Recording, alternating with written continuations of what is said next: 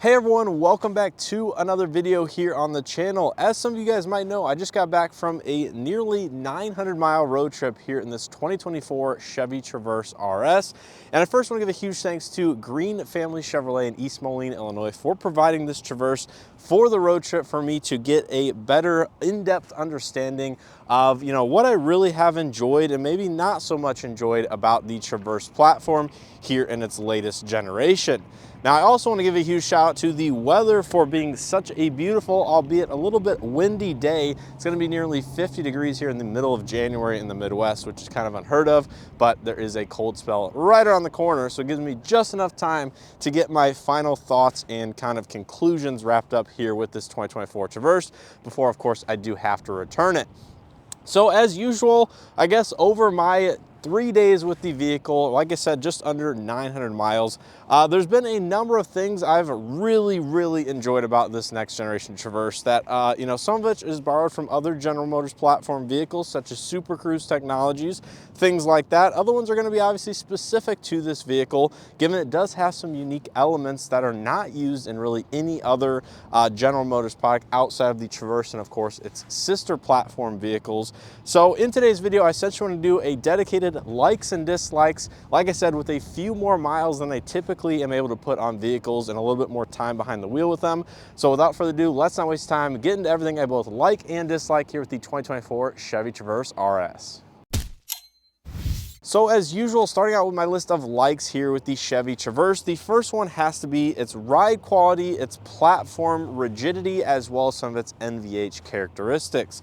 So as you guys might know, if you've seen some of the other content, I spent most of my time with this vehicle at 75 to 80 miles an hour out on the interstate, and I did a fair amount of in-town driving around where I was up in Michigan. But I was really impressed with the overall ride quality of this vehicle, traveling at those speeds over that period of time, 6+ hours behind the wheel. I thought they did a very good job tuning the suspension, making it to be a very compliant, a fairly well handling vehicle as a whole, all things considered. And I just think the suspension tuning in general is going to be a highlight of this vehicle. Now, along with that, is going to be its kind of platform rigidity and some of the materials that GM chose to use in this vehicle to help stiffen it up, give it a more solid, rigid feeling vehicle when traveling down the road.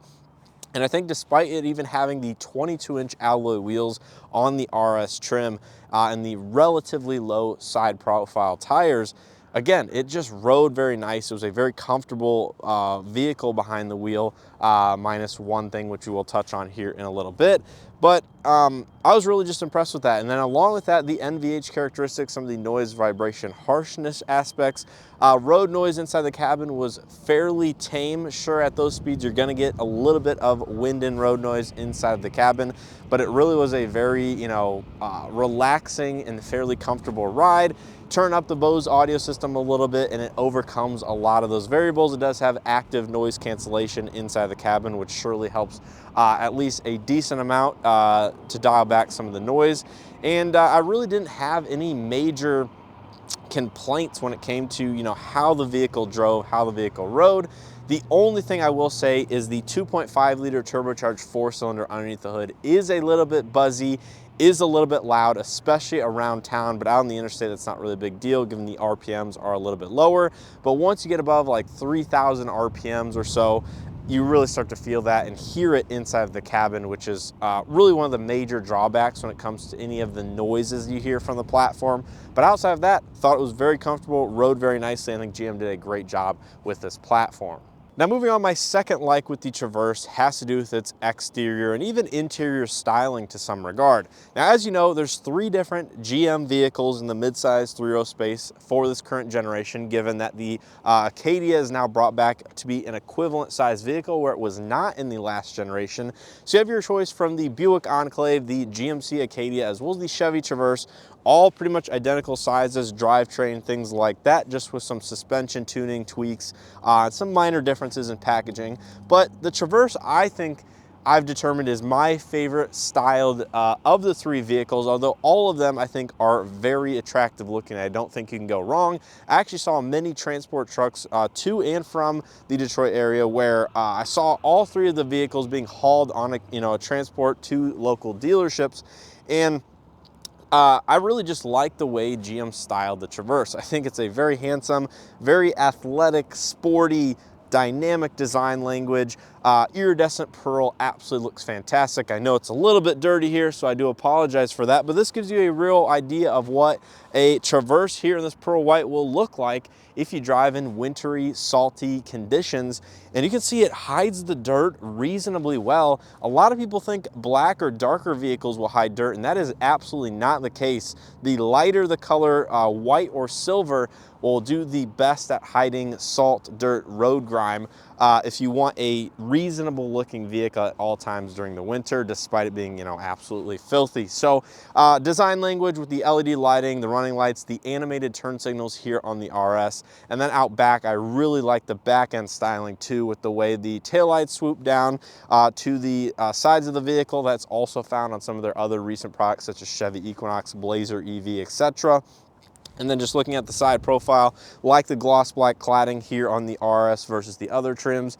And taking a look on the interior, of course, the RS adds some of the red accents. I actually really like the high country trim with its carbon fiber-esque style trim to replace that red. But obviously, like I said, basically choose your trim within the Traverse lineup. There's a lot of equipment and a lot of variety. So there's a Traverse for most everybody out there.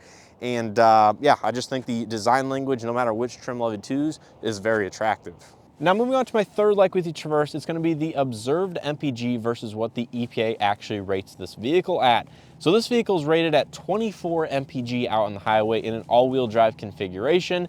And based on my testing, what I calculated on the way up there, as well as what the trip computer was saying on the way back, I was getting near 22 MPG at speeds of, like I said, 77, 78, 79 miles an hour on the interstate over that just over 400 miles in either direction. So on the way up, 21.9.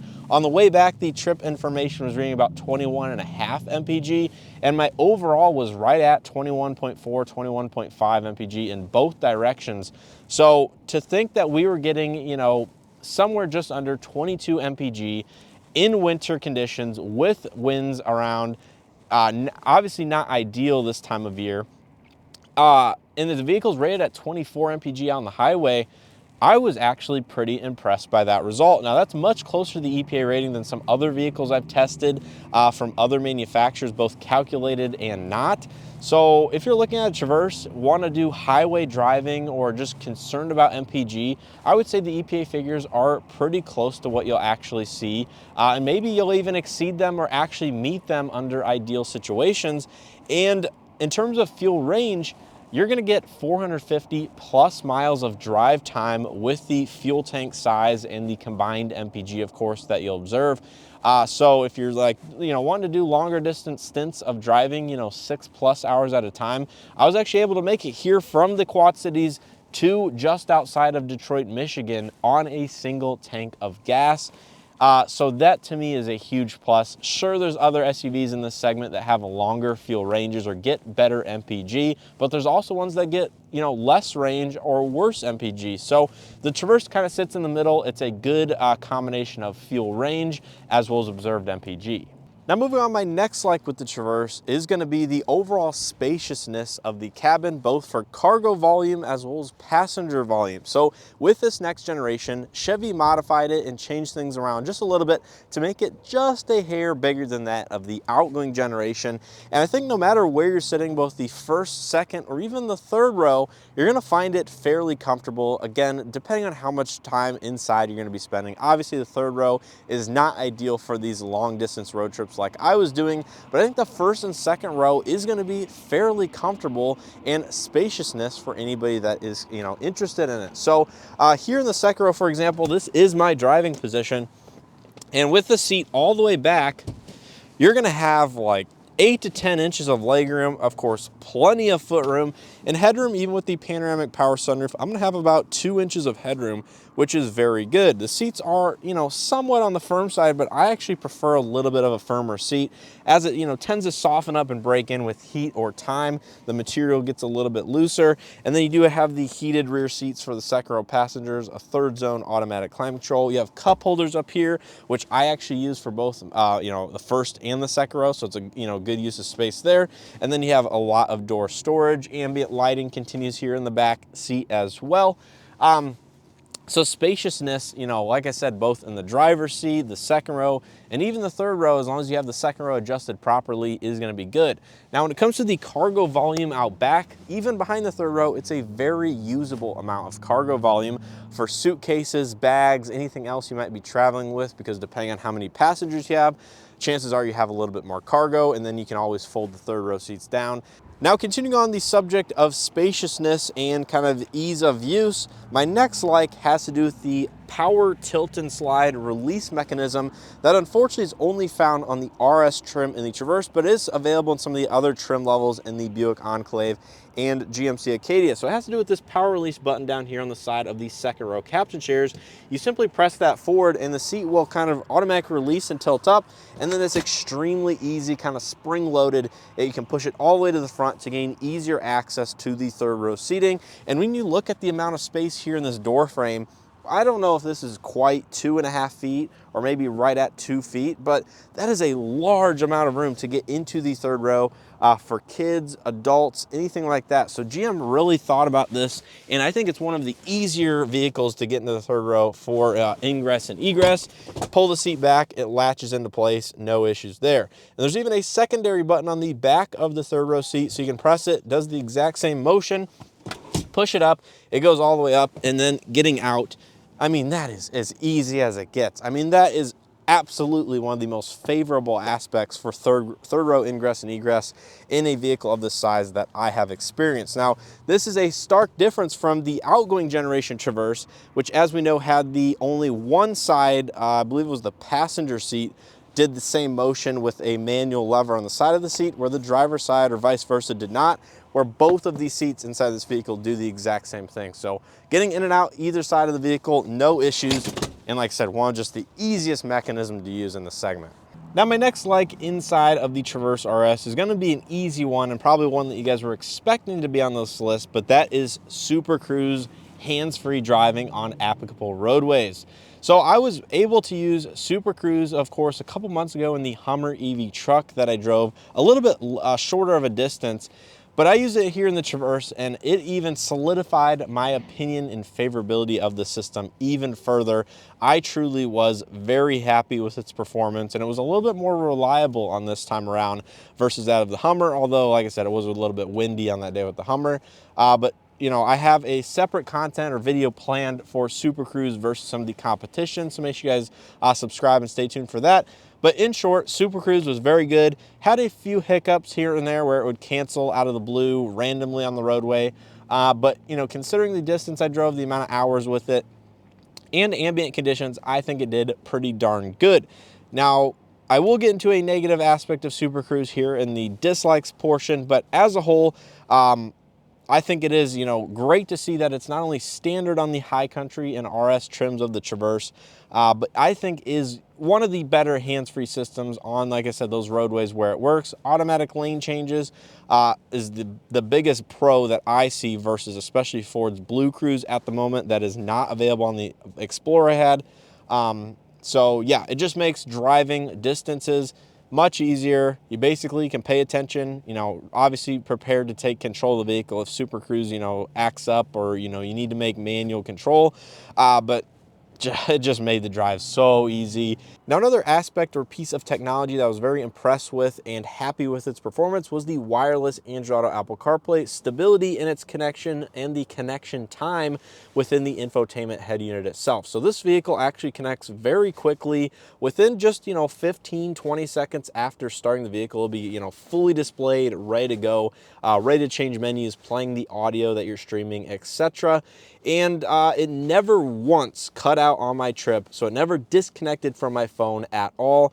So that was absolutely impressive. Again, given I spent over 12 hours of driving and it never once had a hiccup where it disconnected and then automatically reconnected, or I had to manually reconnect it, it was rock solid in its performance. And of course, this does have the Google integration with the built-in Google Maps. You can see Android Auto did get a little bit of an update recently. So you can see there's actually like a blurred background here on the screen portion, which adds a little bit of a more premium aesthetic in my opinion. But you can see there's gonna be some of the GM integrated controls around it for the HVAC at the bottom. You have some of the headlight, dry modes, things like that. Of course, your volume knob and then some of the home shortcut buttons up there at the top. Overall, I think the Android Auto experience in this vehicle is pretty positive. It is unfortunate that they don't allow this technology to be used in some of their newer Ultium EV products because obviously, you know, the Google integration built in is great, but obviously you need a subscription to use the full functionality. This vehicle does not have the full subscription activated. So if you want to use the built-in navigation, for example, right there, requires a connected services subscription. You can shop the plans directly from the vehicle, you know, if you're enrolled through the OnStar or some of the other, you know, GM apps. So even if I wanted to on this trip, I couldn't use the built-in Google Map integration, at least the most up-to-date, you know, all of the features of it. But luckily, since it still has Android Auto, simply do that and boom, have basically the exact same functionality, just not built into the actual head unit. Now, I think my last and final like with the Traverse that I, you know, just got reminded of, but this has been a GM strong suit over many years in comparison to some other manufacturers out there, is going to be the range of the remote proximity key fob. So this is a key fob, you know, standard issue stuff, the same design that GM's been using since, I think, you know, 7, 8, 9 years now in some vehicles. But the range of this key fob is just better or more reliable from longer distances than that of other manufacturers, specifically that come to mind, such as the Hyundai Kia products. So if you're using this inside of a building, through windows, through glass, through even walls at times, it will work. You know, it will allow you to lock, you know, remote start from the key fob. And I just like the distance at generally it works, and it works very reliably. So that's gonna do it here for all my likes with the 2024 Chevy Traverse RS. Now let's get into the things that I didn't love so much about it, again, over these last 900 miles or so. So moving on, my first dislike with the Traverse is probably gonna be an interesting one, but it has to do with the Super Cruise technology that I was just mentioning a couple minutes ago, and specifically how easy it is for the front radar of the vehicle to get blocked by snow and ice buildup. Now I realize this is not a specific issue to General Motors products. Obviously it's a wintertime issue in sub-freezing conditions, but the front radar is located just below the front license plate here, so it's relatively low on the vehicle, especially in comparison to some other manufacturers that implement the radar up here in more of the central grille area. But I had 2 instances where the front radar got blocked by heavy wet snow falling from the sky, and I do have a clip of me cleaning it off at the gas station once I arrived, and the amount of ice on the radar actually really wasn't all that much, but it was enough for the system to error out and essentially not allow you to use adaptive cruise control or Super Cruise technologies, because that's an integral part of how it obviously functions. So a little bit disappointed that how easily the radar did get blocked and how quickly the system turned off in inclement weather. But I understand, again, that's just kind of par for the course for wintertime. But I truly think if the radar or how it was implemented was a little bit different of a location, it might have fared just a little bit better in those ambient conditions.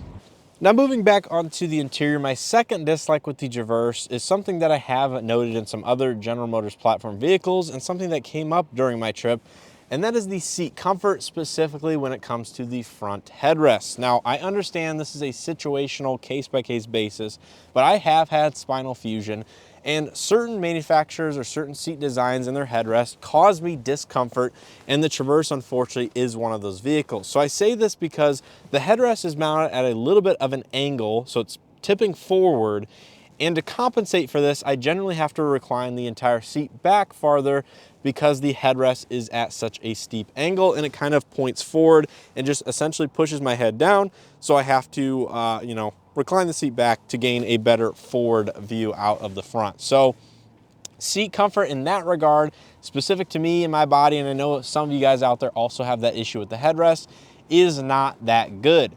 Now, other aspects of the seat comfort are okay. It's a pretty flat seat. It's not the most comfortable. It's a little bit on the firmer side, but not too bad. It's kind of average in terms of overall seat comfort. The leather material is okay. Now, my third dislike with the Traverse has to do with its HVAC consistency, specifically over longer periods of time. Now, this is something I also experienced or had complaints with the HVAC system in the 2025 Chevy Equinox, and unfortunately I had similar but also slightly different problems here in the Traverse. So essentially what was happening is I'd be driving on the interstate, obviously for 6+ hours at a time. I'd have the temperatures typically starting out at about 72 degrees on the inside. The car would get up to temperature. It would feel very, very comfortable. I had no complaints with the HVAC for, at least an hour, hour and a half.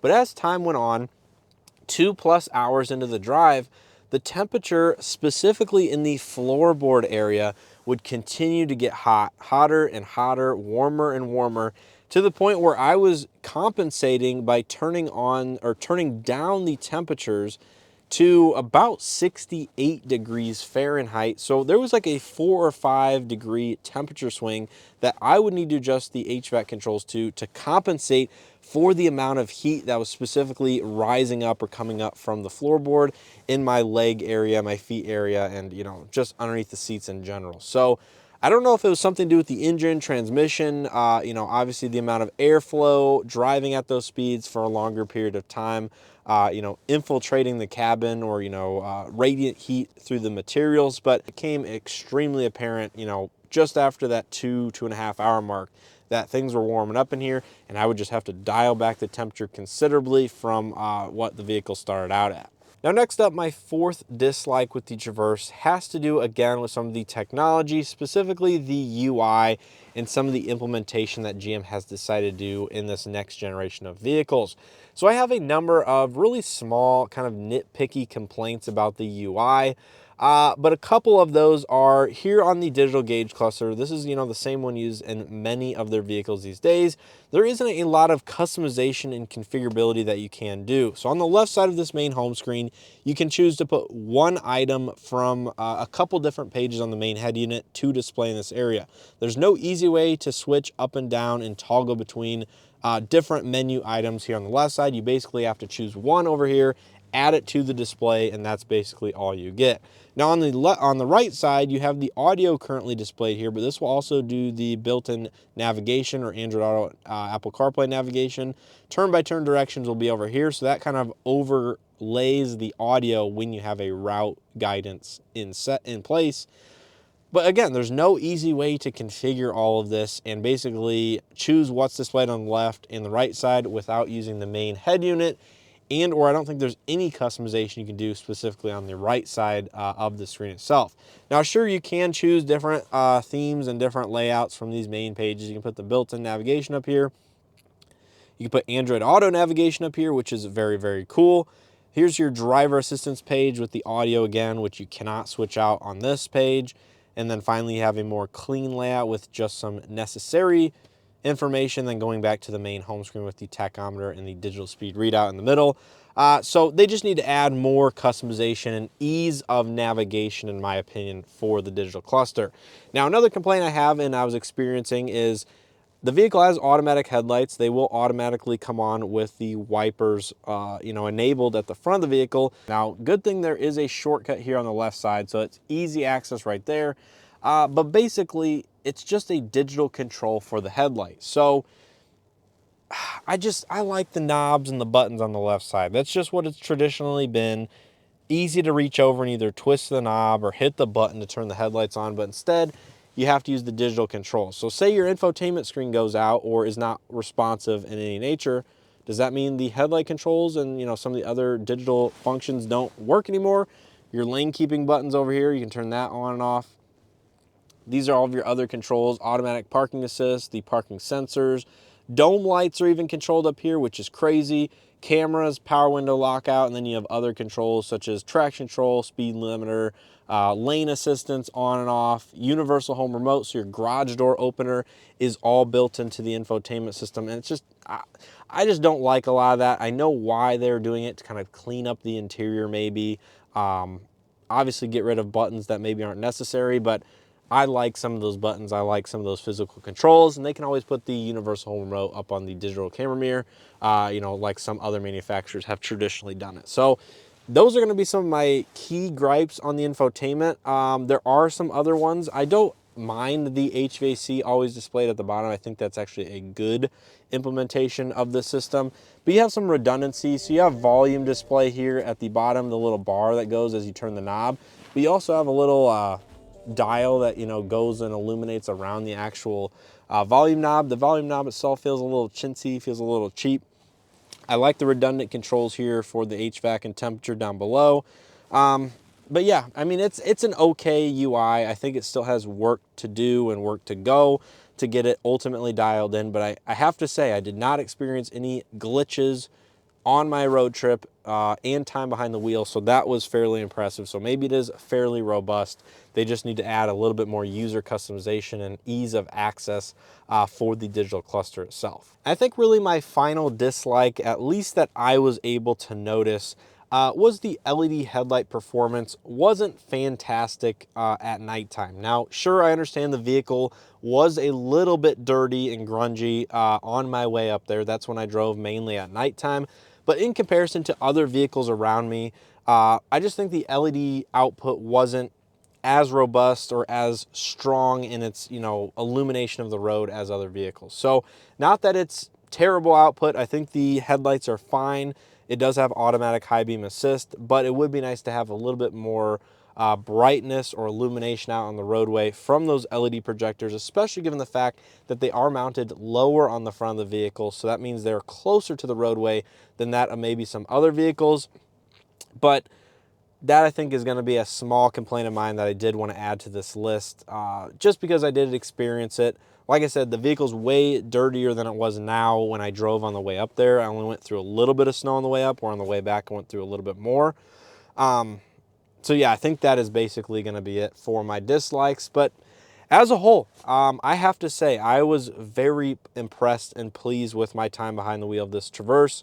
It actually gave me a more favorable opinion of this vehicle, and especially the value proposition that the Traverse offers versus that of its sister vehicles, the GMC Acadia and the Buick Enclave.